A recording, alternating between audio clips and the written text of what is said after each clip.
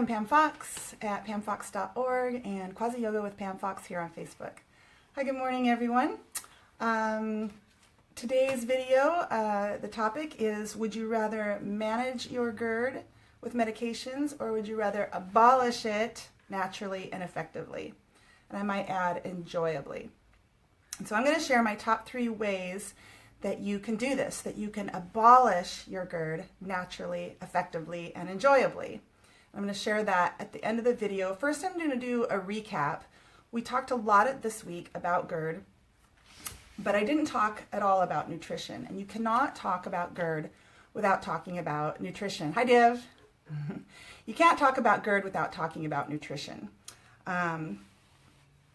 If you have GERD, then you know that typically, or essentially, GERD is when the contents of the stomach, the food, the gas, the air are rising up into the esophagus. And so we talked about that this week. We talked about why. And if you have GERD, I'm sure you've experienced this before, and I'm sure you've maybe been to the doctor and the doctor's told you, as far as nutrition goes, you need to cut back on spicy foods, you need to cut back on fatty foods, and here, take this pill. And so I'm not telling anyone to stop taking their pills. They are prescribed for a very important reason. When that acid is, consistently coming up into the esophagus and burning the esophagus, it puts you at high risk for Barrett's disease and it puts you at high risk for esophageal cancer. So we definitely want to address this. But what I want to talk about today is ways that you can take this disease, you have more control over it than you realize through nutrition and lifestyle. And so I just want to really talk about that in a very elementary level, just very simple, very logical, and share, how I overcame my GERD naturally and effectively and how you can too, primarily through nutrition.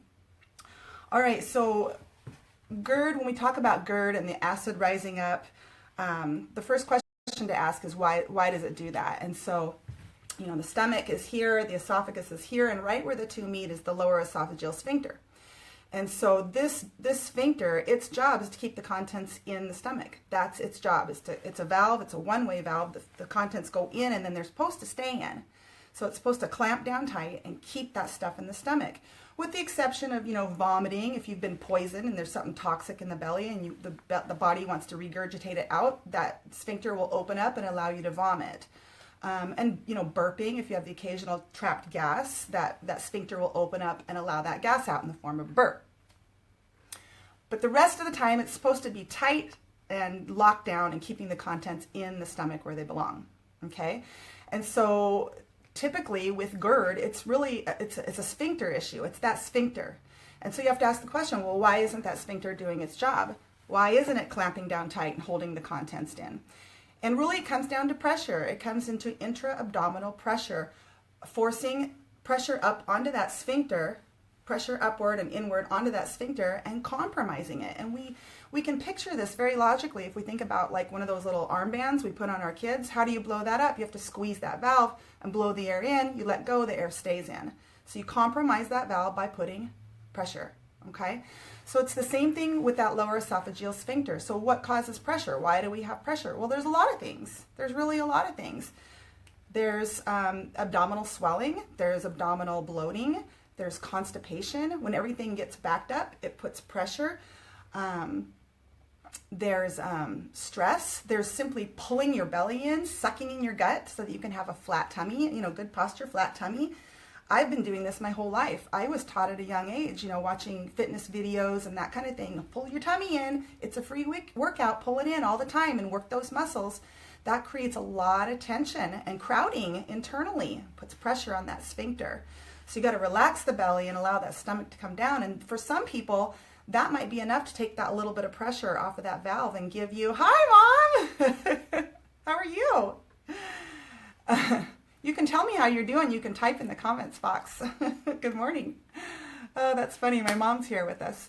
Anyway, okay, I lost my train of thought. Okay, the LES. We're talking about GERD this morning. Okay, so how can we take pressure off that sphincter? Well, there's a lot of ways we can do that, but one way is to stop pulling in our belly. All right, so then, why do we have a compromised LES? We talked about why we have pressure.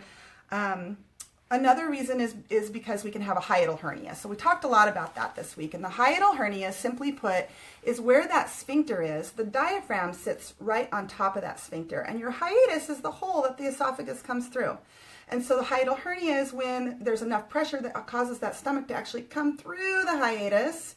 And now you've got all that pressure right on the lower esophageal sphincter. So it makes perfect sense that now you've got pressure on that sphincter, it's compromising its ability to do its job, and the contents of the stomach are rising up.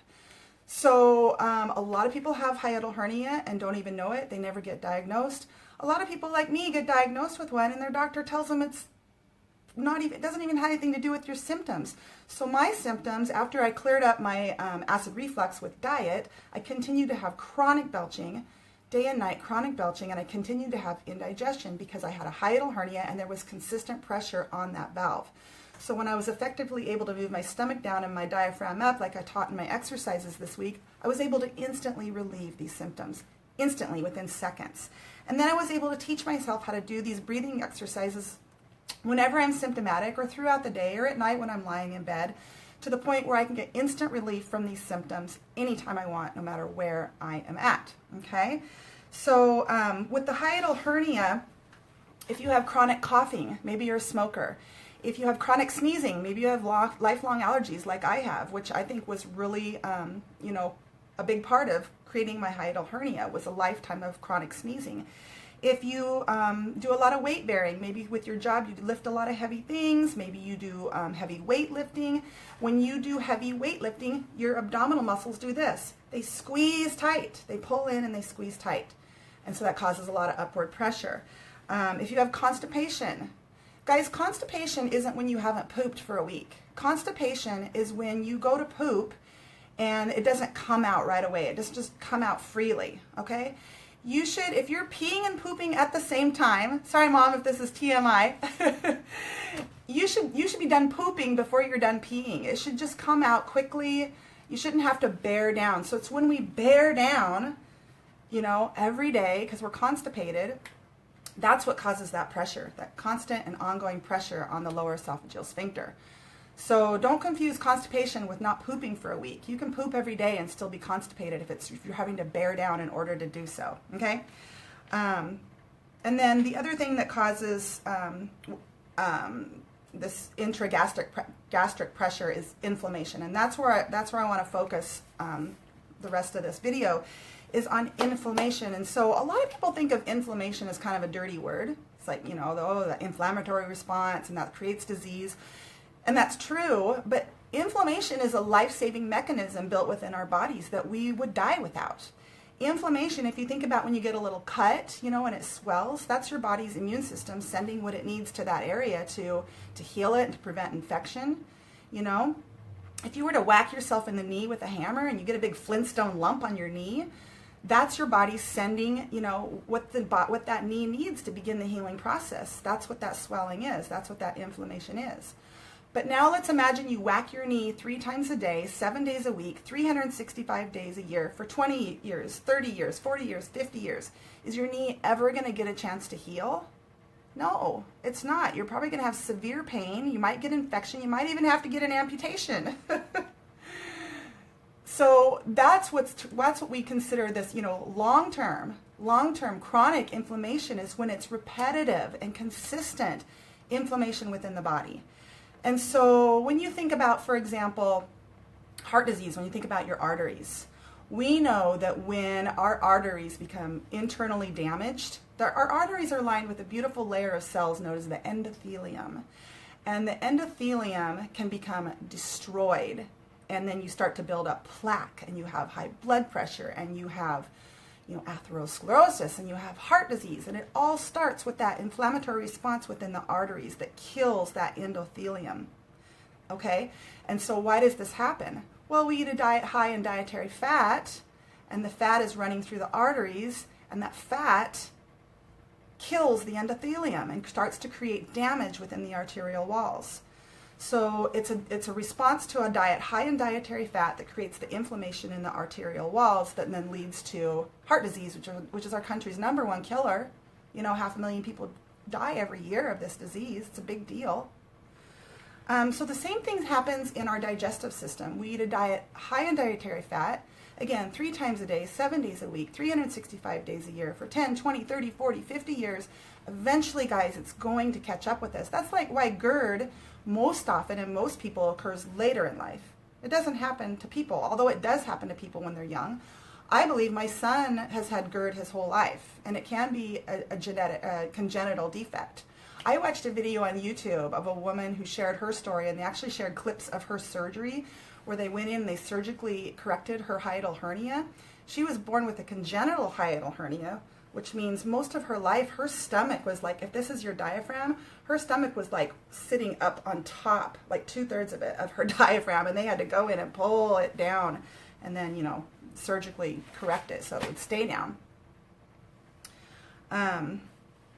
I shouldn't have got off track. That's how I lose focus. All right, so what was I talking about? Okay, so inflammation. Inflammation. So the same thing in the arterial walls, that same thing can happen in our digestive system. So a lifetime of a diet high in dietary fat creates that inflammatory response in the stomach, in the intestines. Imagine your stomach, your intestines, your colon. Picture those things in a relaxed, healthy, pink, happy state. Now picture them swollen. What are they going to do? They're going to expand. They're going to be inflamed. It's going to be hard for the food to move around those corners, which is going to cause, you know, constipation, irritation. Okay? So we don't want long-term, consistent inflammation. And so, you know, I talked about this just now when I talked about heart disease. What creates that inflammation is a diet high in dietary fat. And it's not just that. A diet high in junk foods can create an inflammatory response as well. But dietary fat is a huge culprit. Not to say that we should be afraid of fat, not to say we should avoid fat, but we should avoid certain types of fat. Plant foods in their natural condition have fat in them. They all do, even fruit. They all have carbohydrate, protein, and fat in their natural state. But they have it in just the right ratios that these human bodies require. But when we begin to eat a diet that is high in dietary fat, especially saturated fats, trans fats, hydrogenated fats, these are the fats that cause that inflammatory response. If you're eating an avocado, that's fine. If you're eating olives, that's fine. But saturated fats, trans fats, and hydrogenated fats do create the inflammatory response. And so if you're eating a lot of these foods, you are creating an inflammatory response, not just in the stomach and the intestines, but all throughout the body. Okay? So why does any of this happen in the first place? Again, it all boils down to nutrition and diet. Let me just look at my notes really quick. Okay. Turn the page. All right, so let's get to the 3 things that I shared at the top of the video. I want to share 3 ways that you can abolish your GERD effectively and naturally. And really it starts with nutrition, guys. So number 1 is to eat more plant foods. Eat more plant foods that are high in fiber, high in vitamins and minerals and phytonutrients, all the good stuff our body needs to heal, to prevent disease, you know, to have energy. These are the foods we should be eating. We should be eating lots of them.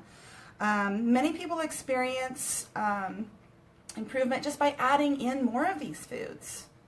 Okay, now if you were to ask my opinion, not only do you need to add in these foods, but you need to take away foods that are causing the condition in the first place, right? So if you have an illness and you can figure out what's causing that illness, you take away that cause, take away the cause, you take away the illness. Ideally, that's what will happen. All right, so eat more plant foods, but eat less fat. Eat less fat. And so fat, again, comes in the form, you know, your saturated fats that are from your animal foods. That's where saturated fat comes from, and from coconut. Also from your trans fats, your hydrogenated fats, and even, you know, your healthy oils, like your olive oils, you know, your extra virgin and your cold pressed and your avocados. All of those, we know now that even those oils, those pure oils, even in their healthiest form, do create an inflammatory response within the body.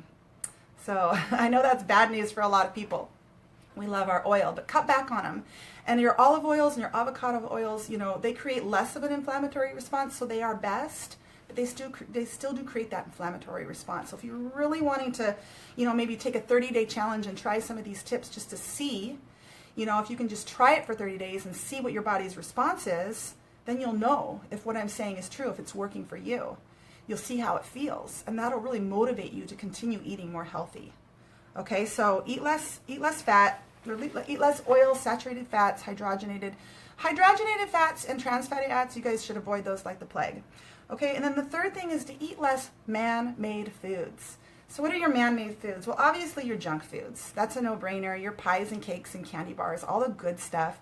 Eat less of these. Cut them out of your diet altogether if you can. One tip that I think works great, at least it works great for me, I take things like, you know, apples and peaches and whatever fruit is in season. I have it with me all day at work. And if somebody brings in a box of donuts, I will go and eat an apple or a handful of grapes or a banana or 2 bananas first. I'll give myself permission. I'll be like, you can have that donut later, but go eat some fruit first. And oftentimes what happens is that will satiate my sweet tooth, my craving, and then I can just bypass the donut and I'm fine. So try that, but eat less man-made food. So eat less junk food, processed foods. Processed foods, guys, are full of chemicals. Inflammatory response all the way. All those chemicals, all those ingredients in your processed foods that you look at on the box and you're like, I don't know what that is.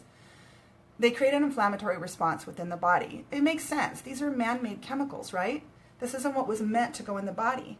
Remember, inflammation is a response. It's the body's way of responding to something that's not quite right, right? The immune system detects something has entered the body, something has invaded the body that's not quite right. Something is causing irritation.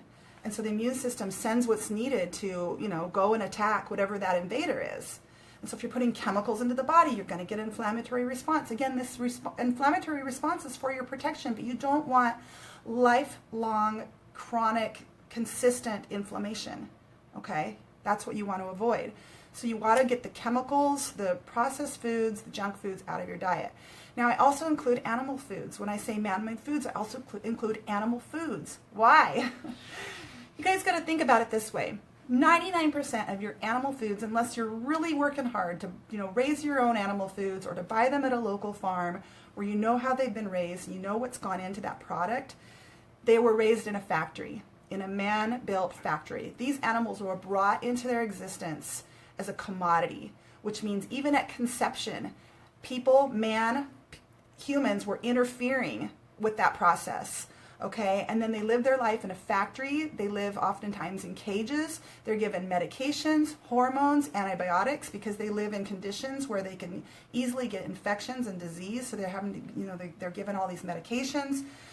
Your animal foods, your typical animal foods that you're eating today, if you're buying them from a conventional supermarket, they're not healthy. They're not what's good for you.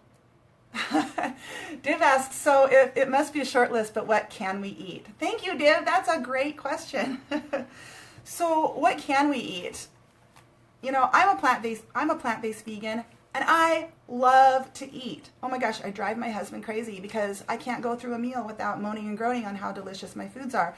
I eat fruits, I eat vegetables, I eat grains, I eat beans, I eat, you know, nuts and seeds. I eat a plant-based diet. And so last night, for example, this might sound really, really boring, but I had a delicious, creamy, rich mushroom soup. I had it with some cassava crackers, which are these crackers made out of cassava, which is some kind of a root, and then hummus. And it was so delicious. Why was it so delicious? Because when you go through a plant-based nutrition and clear out all the sugar and the oil and the fat and the meat and the dairy, there's something really magical that happens, and it's called a palate re-cleansing, where, you know how you slough off your skin cells every couple of weeks or whatever it is and regenerate new ones? The same thing happens to your palate. You get a whole new palate. And once you get all that other stuff out of your system, you begin to have a greater appreciation for the foods you're eating, and they taste amazing. Oh my gosh, they taste amazing. So you can go over to my Instagram, Div, and see pictures. I'm always posting food. I'm kind of new to Instagram, so I have a ton of pictures on there. Or you can go on to any other plant-based vegan who is really active on their Instagram and see the beautiful food. I eat pizza. I just don't put cheese and meat on it. I put all my favorite vegetables: olives, artichokes, spinach, tomatoes, peppers, mushrooms, whatever you like. top it, you know, and you can eat a whole big pizza and not feel guilty about it or feel bloated because you've took out the dairy and the meat. Okay, I eat sushi. I just put cucumber and carrot, pickled carrot and avocado in there with the sushi rice and the what do you call it, nori wraps. I eat all kinds of Italian dishes, you know, pasta dishes, lasagna, spaghetti. But instead of meat, I do peppers and mushrooms and onions and spices and raw tomatoes and olives and whatever you like. Put that in there. If you like spicy foods, put avocados in there. Put in what you like. It's delicious. The first month that I transitioned, the food tasted pretty bland because it took a while to reset my palate. Okay, so what else do I eat? I love Mexican food. That's one of the easiest things to convert plant-based because you put in all the things that you love about Mexican food, take out the meat and cheese and the sour cream, you can replace those things with things that you love. You can make a meat sauce with mushrooms and salsa and taco spices. You can make a meat sauce with farro, which is a ancient nutty grain. Again, add in your taco spices and your salsa and the things that make it taste like taco meat. Make a delicious pico de gallo. That adds a lot of flavor. Put in your rice, put in your beans, put in your greens, put in some corn tortilla chips, make a taco salad or make a burrito or make, you know, whatever, a wrap or a taco. So I'm glad you asked that question, but it's not a short list because when it comes to the plant world, there are way more foods than when it comes to the animal food world. Okay, way more foods, and they're more colorful. They have water and fiber in them. They have tons of beautiful vitamins and minerals. Okay, so it's not a short list. It's actually a very long list, but it takes a little while to kind of learn how to transition. But you can do it. I did it. It wasn't that hard. I started with a 30-day challenge, and then I felt so amazing and started to heal from lifelong conditions that I extended it to a, yes, I'll get to that, I extended it to a 60-day challenge, and I've been vegan ever since. So Div asks, pasta seems very man-made. Flours and wheat products are okay if not highly processed. And that is such a good question. It really depends on the person, Div. Yes, pasta is very man-made. So when I went on my first 30-day vegan challenge, I eliminated all grains. I did that for 60 days, and then I began to reintroduce them. I started with, corn pastas and rice pastas, and I did fine. And then I started with some sprouted grain breads, and I did fine. And then I started reintroducing organic wheat pastas, you know, like just your conventional semolina pastas, but organic. And I did fine. So it really just depends on the person. Yes, some people have a very difficult time digesting gluten and other grains. Some people can't digest gluten and other grains. And then, you know, other people do fine with it. So it really just depends on the person. And the only way you can find out is to do an elimination diet. If you're eating pasta and it's got tons of, you're putting Parmesan on there and it's loaded with meat and it's, you know, upsetting your stomach, you can't just blame the pasta. It could be something else in there, but it could be the pasta. And the only way you can find out is to eliminate pasta from your diet, see if you feel any better, and then add it back in and just eat pasta. You know, just eat pasta for a day when you add it back in, because if you're eating other things, you're not going to know what the culprit was. My daughter has eliminated all grains and legumes. Yeah, a lot of people are doing that. A lot of people, there's controversy over grains and there's controversy over legumes. And again, I think it depends on the person. Personally, I do great with them. I'm glad you're here. I'm really glad you're here. It just depends on the person. It depends on the person. There is a lot of controversy. You can go to, you know, these doctors over here and these books written by professionals over here, and they'll say grains, you know, are the enemy. They'll say beans are from the devil. And then you can go to these other, you know, professionals, and they'll say the opposite. So you really have to do your research and then make your decision based on what you've learned and based on your own experience, you know, what you've tried. The grains of today, you probably heard this before, the grains of today are very different than the grains of, you know, 100 years ago. So you have to take that into consideration as well. There are, you know, your ancient grains, which are supposed to be better and more easily digestible. So, but, you know, she can certainly still eat, you know, lots of fruits and vegetables, which I'm sure she does. You know, avocados are great, you know, nuts and seeds. Some people can't process those either, but I need to get to work. So I'm really glad, Mom and Div, I'm really glad both of you were here.